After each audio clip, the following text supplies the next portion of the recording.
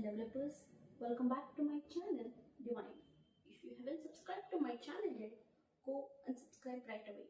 And don't forget to hit the bell icon. You can also follow me on Instagram to join the journey. Now, let's go. In the previous video, we figured out what will be the journey of a user through the app using user journey maps, user flow, and information architecture. And from this video, things will be exciting. We will be finally designing a wireframe in Figma. And in backend, as I mentioned in the previous video, we will be get going with the server-side logout. So, let's go. Here, I'm sharing a few clips of me working on the landing page wireframe for Taskora. This is one of the very first steps in design process, the wireframing stage. It's where I start transforming my ideas from my UX flow and information architecture into real layout. The goal isn't perfection, it's clarity. I just want to understand how everything connects, what users see first, and how the page should feel structurally before adding any visuals. For Taskora's landing page, I focused on keeping it simple and clean.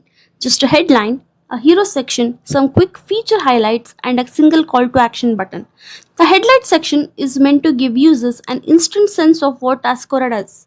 Something clear and friendly. Below that is the hero area, where visuals or short copy will help users connect emotionally with the brand. Then come the feature cards, which briefly highlight what makes Taskora special. Simplicity, streaks, and a playful experience. I have also added footer with some space for links and credits, just to keep things well structured even at this early stage. It's like solving a puzzle. Quiet, slow, but extremely satisfying once it clicks. So yeah, this is the first wireframe for Taskora, the landing page. It's minimal right now, but this structure is what will shape the entire product experience. Next, I'll be moving into some few more sections offline, then start working on high fidelity UI version where colors, typography, and real visual comes to life. Here, I'm working on the logout logic of Taskora. When the user logs in, they receive a token. That token is what keeps them connected and lets them access their private routes. But once they log out, I want to make sure that the token stops completely, not just disappears from the front end. So, I first check if the request has an authorization header. If there is no header or if it doesn't start with the word bearer, I throw an error that says no token provided. If the header exists, I extract the token. That's the second part of the header after the space. Then I decode the token. I'm not verifying it here. I just want to read the expiry time from inside it.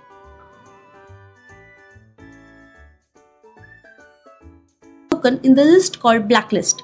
This blacklist simply means these tokens are no longer valid even if they haven't expired yet. This blacklist is a small table in my database that stores the token that have already been logged out. It has only two fields, the token itself and the time when it will automatically expire. So whenever a user logs out, their token is added to this list.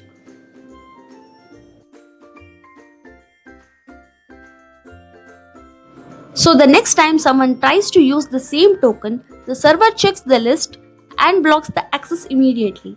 After saving the token to the blacklist, I send the success message saying that logged out successfully.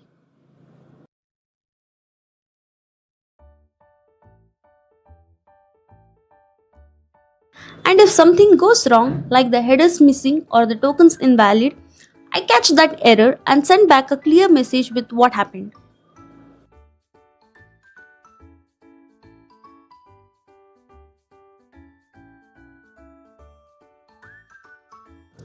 Now when a user logouts, their token is quietly blacklisted and the session ends completely, safely and cleanly.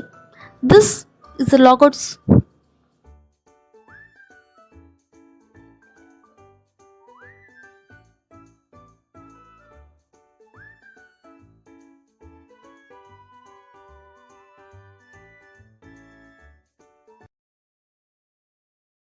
So that's it for this video. If you're vibing with this journey, don't forget to subscribe and follow. I'll see you in the next one. Bye.